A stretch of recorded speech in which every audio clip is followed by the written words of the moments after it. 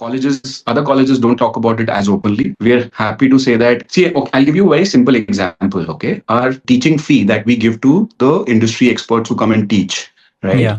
is 5x of what the top private colleges in the country give. Right. So Is it? take any, yeah, take any top 20, 30 colleges that are private. I mean, I'm not talking about IIMs because they're governed by the UGC pay commission, etc. And there are other Uh-huh. perks that the faculty gets. But I'm talking of industry experts coming from the industry and teaching. Top private universities, name any that come up in your mind. The Mhm. fee that they give to these faculty members, visiting faculty members, versus what we give is 5x. Okay. So that's one Oh, okay. benchmark for you. And I'm saying that we still can make money with sizable growth in the next 1 or 2 years. Obviously, not in our first, second year, but as we scale up a bit, launch a couple more courses, and the batch sizes become about 60, 70 students, uh, we should be able to earn decent enough margins to continue doing good work. Right. And the other comparison is with modern B schools, right? I'm sure you've heard popular names in the modern B school arena.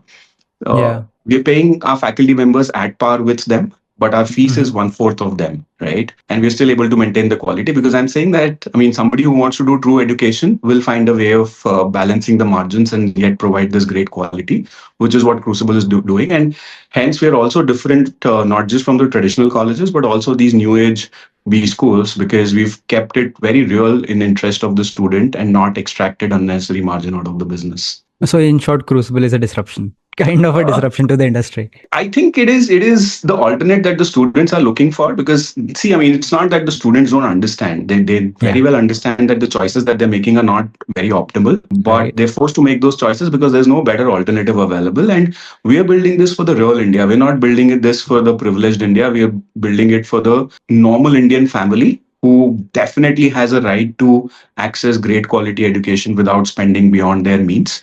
And that is the market that we want to like really address, because that is where the real requirement of good quality education is, because there's so much talent that just goes wasted due to lack of good opportunities, and we want to correct that for sure. Okay, tell me one thing. Tell me if I understand the fee structure right. So it's 70% of the CTC paid in 75. installments. Sorry, 75% of the CTC paid in installments by the student after he or she is placed. No, the only, so let me correct you, not after. So they pay those installments the moment they join they confirm the seat. So for Okay. example, our admission will start, I mean, the batch will start for this year in July, right? So anybody who's taking admission now will pay their first installment right now. And the installment is total of 6 installments. So let's say 7.5 lakh divided by 6 is one installment, because we're saying that you can continue paying the money for the next 1.5 years, so that there's no upfront burden. Typically, colleges charge it 60% at the time of admission or fully within the first year, etc. We are saying that 1.5 years you can keep paying. So every quarter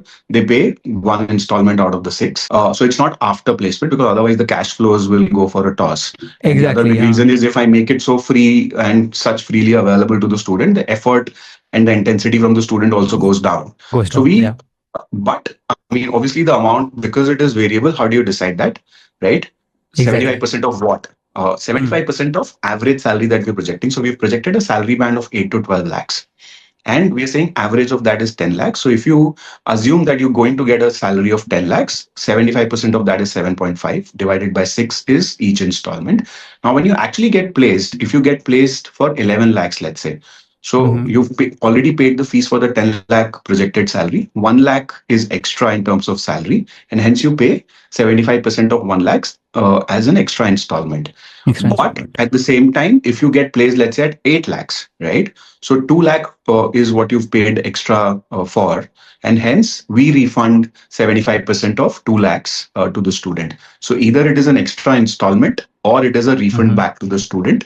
But ultimately, once the job is ensured, the ROI is still that fixed ROI, and the fees remains 75% of the salary. So it's adjusted post placement, but gathered against an average projection in the first 1.5 years. Okay, I love the structure, how it looks on paper, but I have this one ick in my head that how will you ensure internal to the organization that you do not end up doing the same that other B schools are doing? You're projecting higher CTCs, higher average CTCs, projecting higher average packages, and charging higher fees. See, obviously, I mean, because this is the first batch, those numbers are yet to be, I mean, achieved. But Exactly. let's say there can be three scenarios. We achieve a higher average salary than 10 for the batch, we achieve exactly 10, or we achieve lower, right? Yep. Once we have that number for our next year's admission, we will use those actual numbers for this calibration, right? So if we've delivered 9 lakhs as an average, the admissions for that cycle will be done again 75% of 9 lakhs. Okay, because that will be a true average that we have achieved, right? Because we Makes don't sense. have that benchmark right now, this is a fair assumption that we've made that if we have the right effort from the student and if we have done things right, 8 to 12 is something that we should be able to achieve. If we are able to achieve higher than that, great, or at par, also great. If it is slightly lower, we'll recalibrate our communication for the next batches and share this data completely transparently with full breakdown of CTC so that the students are able to see what have we achieved. And obviously everybody understands that whatever we're able to do with the first batch, the subsequent batches are only going to get better.